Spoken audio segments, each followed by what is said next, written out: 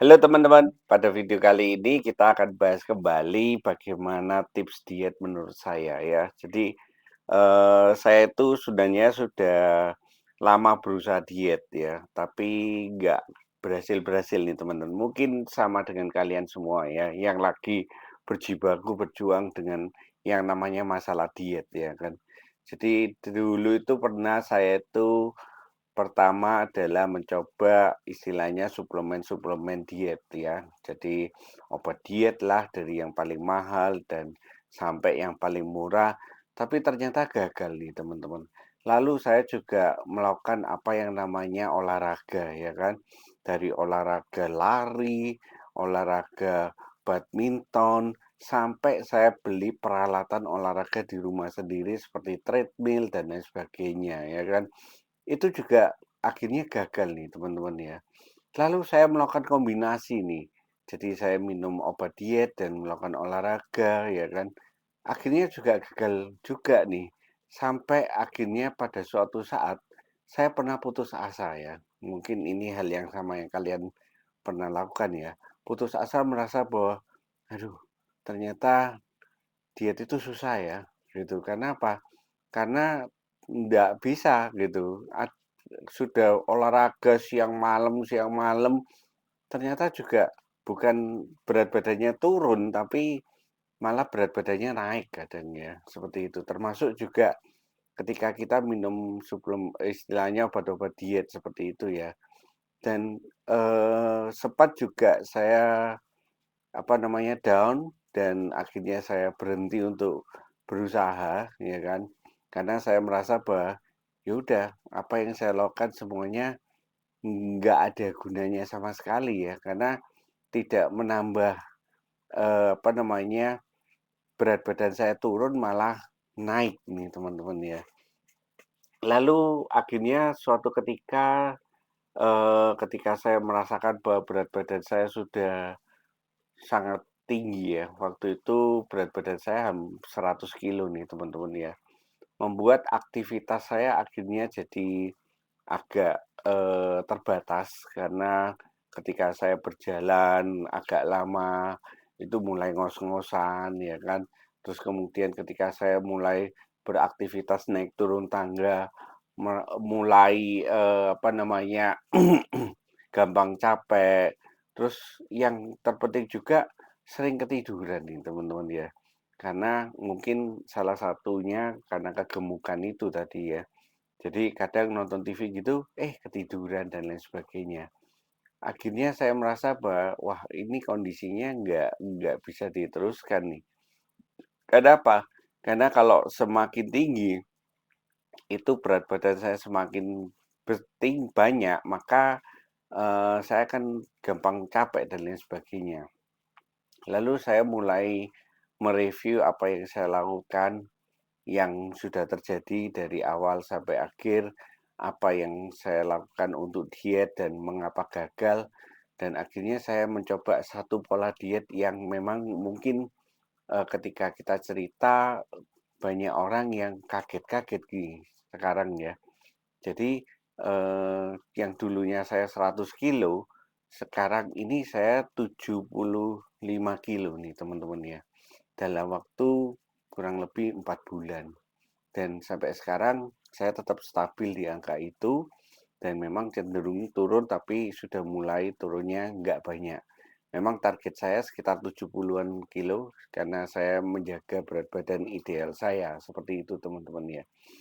Yang saya lakukan ketika saya bercerita mungkin teman-teman juga melihat di video-video saya yang lama bahwa saya melakukan pola diet sekarang itu tanpa olahraga yang ekstrim, artinya bahwa saya beraktivitas normal pada umumnya ya kan. Jadi saya tidak menambah jam khusus untuk berolahraga dan saya melakukan pola makan yang standar ya.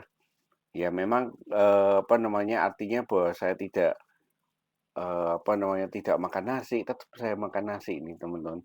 Saya tetap minum minuman manis dan saya tetap apa namanya melakukan apa, pola makan yang seperti biasanya kita lakukan.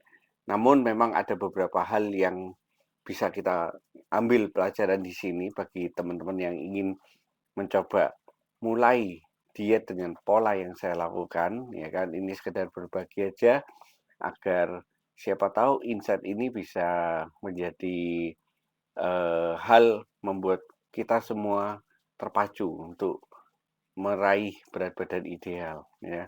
Jadi pertama kali yang saya lakukan adalah saya mulai mengendalikan saya punya perut dan saya punya pikiran, ya. Jadi kita itu kecenderungannya adalah kita mengikuti dari pola sinyal yang kita terima di tubuh nih teman-teman ya. Jadi yang paling utama adalah ketika kita merasa lapar, ya kan, itu sebenarnya tidak mesti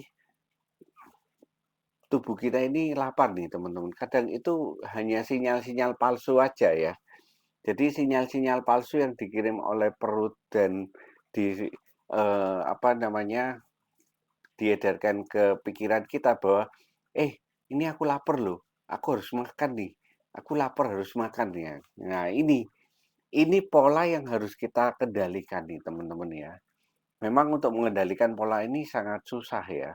Apalagi ketika kita melihat makanan-makanan yang enak ya kan. Kita melihat makanan-makanan yang kita jarang makan, lalu ada rongrongan dari diri kita sendiri bahwa ya udahlah kita makanlah gitu. Lapar lah gini dan lain sebagainya. Nah, ini yang sebenarnya yang harus kita rubah pertama kali bahwa kita itu harus melawan diri kita sendiri untuk mengendalikan dari perut kita nih teman-teman ya. Memang berat nih teman-teman ya. Jadi nanti pada video selanjutnya saya akan bongkar satu-satu bagaimana cara mulai start dari awal, bagaimana kita mengatur jam makannya, ya kan? Kita mengatur menu makanannya sehingga nantinya seperti yang saya lakukan sekarang, ya kan? Saya sekarang pagi makan nasi nih dengan lauk, siang makan nasi dengan lauk, malam juga makan nasi dengan lauk. Ya, saya melakukan hal yang normal akhirnya, tapi berat badan saya sudah mulai terkendali ya. Tapi memang ya kan ada beberapa hal yang harus kita lakukan agar tetap mengendalikan dari berat badan kita itu nih teman-teman ya. Dan salah satunya yang tadi saya bilang, kita harus mengendalikan perut kita, jangan perut kita yang mengendalikan kita nih teman-teman. Kadang sinyal-sinyal yang dikirim oleh perut bahwa kita itu lapar, ya kan? Itu sebenarnya bukan lapar pada umumnya, tapi sebenarnya itu hanya sinyal bahwa perut mengatakan bahwa selama ini nih itu diisi jam tersebut. Selama ini nih perut itu nggak pernah kosong, nggak ngolah makanan ya kan, karena perut itu akan istilahnya perut kita itu akan melihat pola kebiasaan kita. Kalau kita setiap jam itu makan, dia akan mengolah terus ya. Ketika kita mulai berhenti makan, perut akan bingung nih. Biasanya saya jam segini ngolah nih makanan, tapi kok kosong nih, apa yang diolah? Gini dia itu mengirim sinyal bahwa, aku lapar loh, aku harus makan," seperti itu ya. Jadi, bagaimana nanti kita akan tuntas bagaimana kita bisa mengendalikan perut kita ya. Jangan perut kita yang dikendalikan kita. Nah, itu yang pertama. Yang kedua adalah yang penting juga adalah memang kita harus tahu batasannya kapan kita itu, eee, makan karbohidrat dan makanan manis. Nah, 2 ini sangat penting banget nih teman-teman ya. Jadi diet itu sebenarnya persoalannya adalah habit, persoalannya adalah bagaimana kita, mengatur kita punya pola makan. Selain kita perlu mengatur kita punya, karakteristik perut kita, kita juga harus mengatur habit pola makan kita. Nah, jadi diet itu bukan tidak boleh makan karbohidrat, bukan tidak boleh minum manis.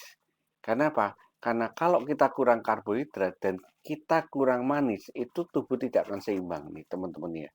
Tapi bagaimana kita bisa mengendalikan habit kita yang selama ini itu nggak bener, kita benerin, ya kan, kita benerin ya. Jadi tidak ada yang, apa namanya, salah sebenarnya apa yang kita lakukan selama ini karena kita hanya terbawa pola aja.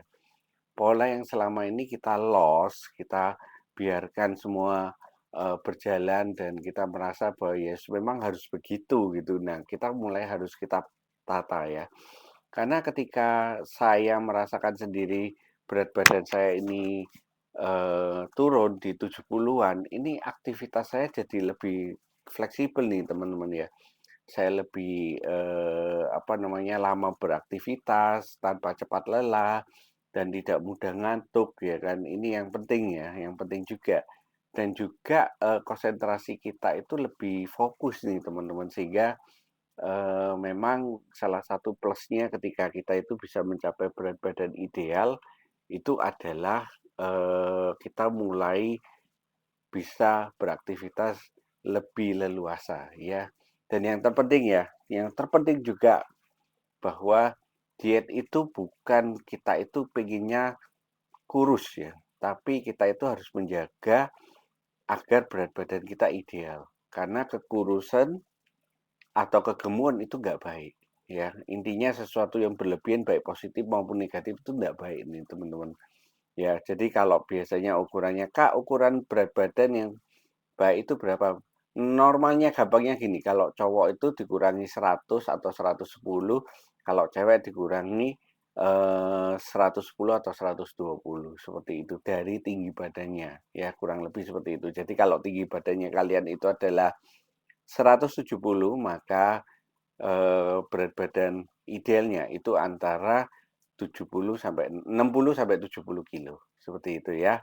Jadi jangan di bawah 60 kilo dan jangan di atas 70 kilo, jangan di bawah 60 kilo dan jangan di atas 70 kilo, atau kalau di atasnya dan di bawahnya jangan terlalu jauh, karena itu nggak baik. Oke, nanti di video selanjutnya kita akan mulai kupas tuntas, kita bedah benar-benar pola yang saya lakukan dari awal, start apa yang saya lakukan sampai dengan mencapai sekarang sehingga kita akan bisa mendapatkan berat badan ideal. Sampai ketemu pada video-video yang lain dan jangan lupa ya kan, tetap semangat karena setiap orang berhak mendapatkan berat badan ideal. Salam logika.